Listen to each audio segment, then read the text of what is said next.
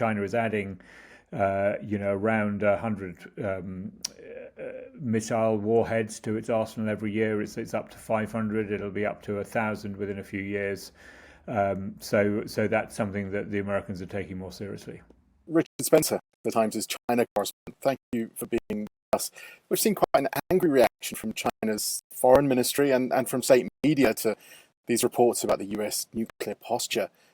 Can you talk me through what this secret US document is and what's changed? So it's one of these documents that's kind of secret and kind of isn't. There is a full classified version of it, but the most important bits of it are made public, and they're basically, says how are we going to use nuclear weapons? We have all these nuclear weapons that, as we all know, are enough to destroy the world several times over. The obviously aim is not to use them. But we have them, so how do we regard them? How do we deploy them? Under what circumstances do we use them? And, perhaps most importantly of all, who do we think we might have to use them against and why?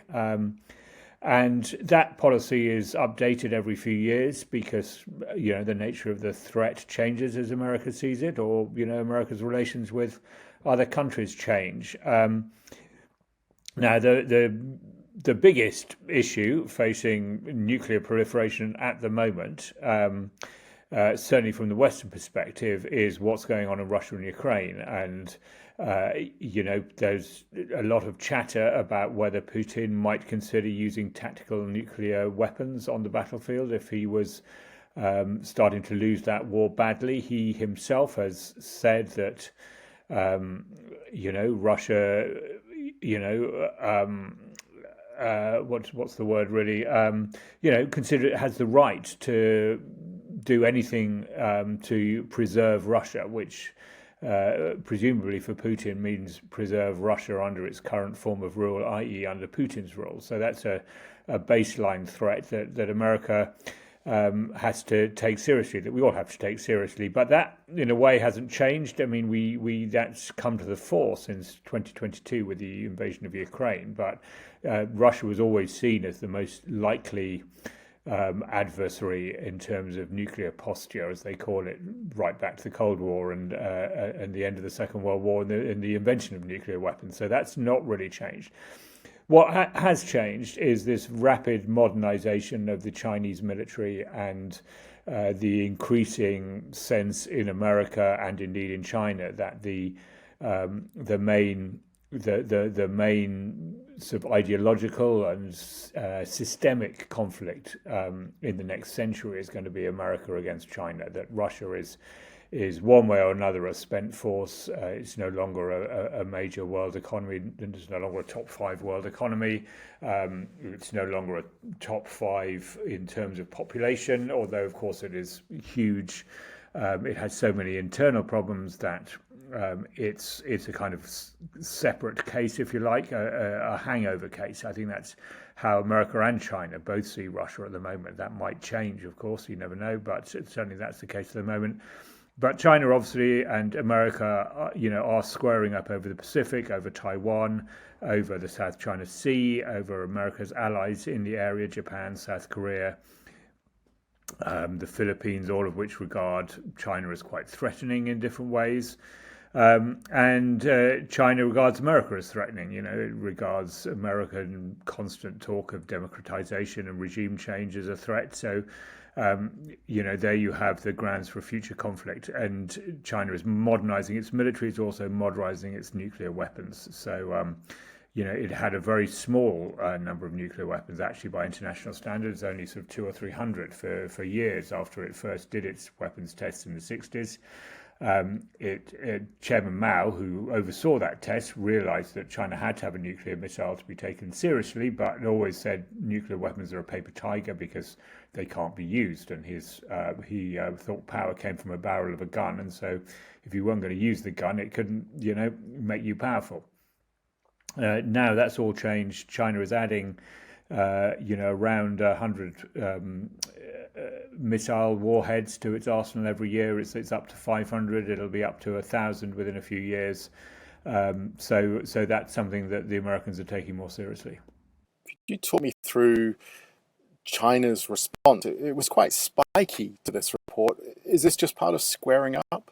This is very much part of squaring up. China, for a number of years now, has, although it's heavily traded with America, it's integrated into Western markets and Western economic systems, has regarded the West as quite threatening, particularly because of this regime change aspect. The idea that at heart, Western countries want to get rid of the Communist Party, and the Communist Party, regard that as a threat to China itself. So they do reply every time China is mentioned in any way that's other than positive. They hit back very strongly. They are, as a matter of policy themselves, becoming more aggressive in terms of what they see as standing up for their states' rights, which is, including things like its right to ultimately reconquer Taiwan, for example. It says that its militarization is not geared at any third party. It says, a country has to have a strong military in proportion to its size and its ambitions and its economic strength, and that's what it's doing.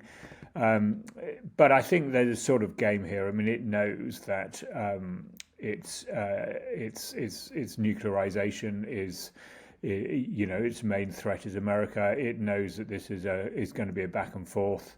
It's just determined that it shouldn't be. It shouldn't allow America, as it sees it, to get away with being aggressive itself without being, having that aggression turned back on it. For America's part, we've seen them push back at this as well, haven't we? Yeah, I mean, there's a lot of back and forth on a whole range of issues between America and China: trade, human rights, and indeed over those issues in the Pacific. Bit of a chicken and egg situation. It'd be hard put to say who started it, but this is inevitable when you have two great powers, two very powerful and now wealthy countries, which have very distinct systems and distinct interests. While you're with us, I wonder if we could turn to another story you've been reporting on. Last night we saw Tim Walz introducing himself to America, accepting his nomination as Kamala Harris's running mate. He hit out at Republicans, calling them weird, wrong, and dangerous. But some of those Republicans have been attacking him for his ties to China. What's behind those accusations?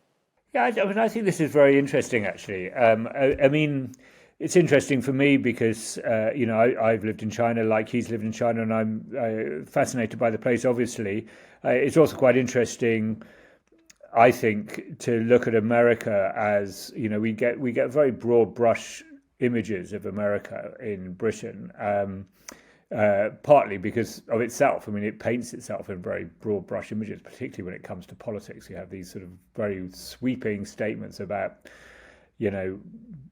what Democrats want, what Republicans want, who they are. And I always think that, when I meet Americans, they're much more complex beings than they often make themselves out to be. And I think Tim Walz is a good example of that. He's a Midwesterner. He's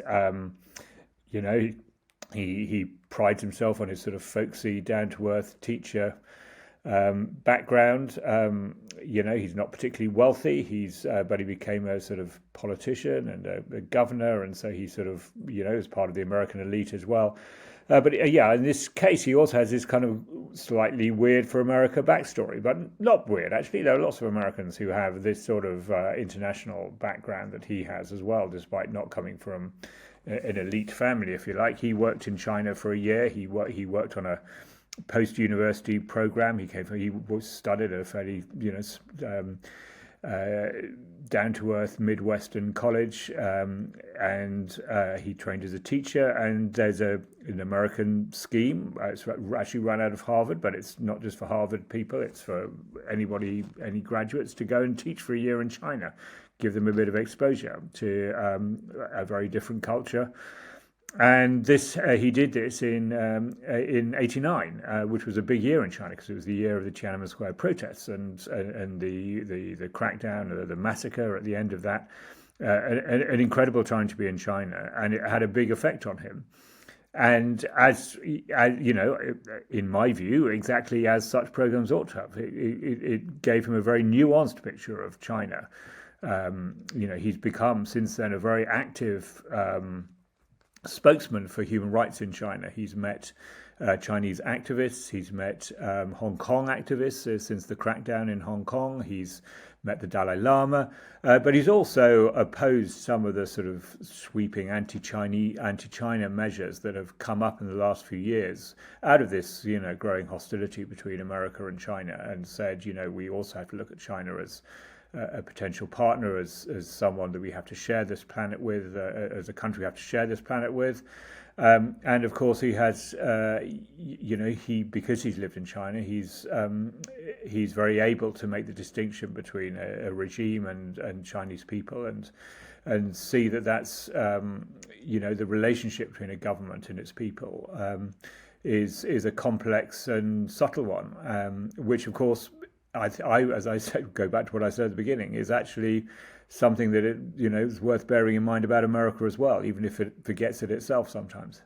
What kind of response has there been from the government in Beijing and the Chinese people to Mr. Walz's nomination?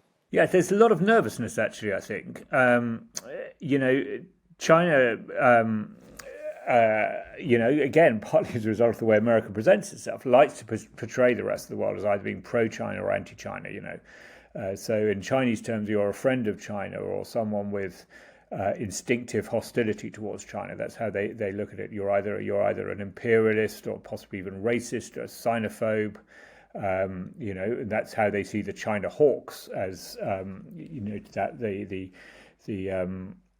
the West likes dividing people up into hawks and doves, or in China's case, hawks and panda huggers. But of course, the world again is much more subtle than that, much more complicated, and so they've not said much on an official level because they say the American election has nothing to do with them. They don't want to interfere. They're not going to say they prefer Trump or Biden or Trump or Harris now. Certainly not going to get into sort of vice presidents, Vance versus Waltz, but they do look at both sides of the equation rather nervously. With Trump, you've got a very unpredictable leader who could be very good for China because he keeps saying, "I like doing deals." He said he personally admires Xi Jinping. In fact, he says he loves Xi Jinping because Xi Jinping is a populist like him. He's a nationalist. He's a tough man. All the things that Trump likes to claim he is.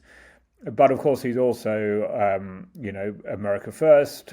He wants to, cut the reliance of America on imported Chinese goods. He's often talked about taking on America's enemies, which could include China. So that's very unpredictable. With Harris and Waltz, they think they know more of what they're getting because they've seen that under Biden, but they don't like that really because Biden has done a lot of things that Trump promised to do, like ban Chinese social media operators from America, like ByteDance, which runs TikTok. He's imposed massive tariffs on certain Chinese imports, like electric cars, 100% tariffs on electric cars, which is a big market that China is targeting at the moment. And then when you add in Waltz saying he's a friend of China, saying I love China, I love the Chinese people, I have a history in China, but also knowing what he's talking about when it comes to human rights, understanding how the Chinese government operates when it gets upset about some of these issues. It's quite nervous about that as well. There's a good comparison with for people with memories of the Australian Prime Minister Kevin Rudd from a few years ago. I don't know if your listeners remember him. He was a Labour Prime Minister in Australia a few years ago, and he became Prime Minister, if I remember rightly, in 2008 or so. And he came to China, as Australian Prime Ministers do. There's big trading relations. China buys a lot of Australian minerals. And he gave his first speech in fluent Mandarin.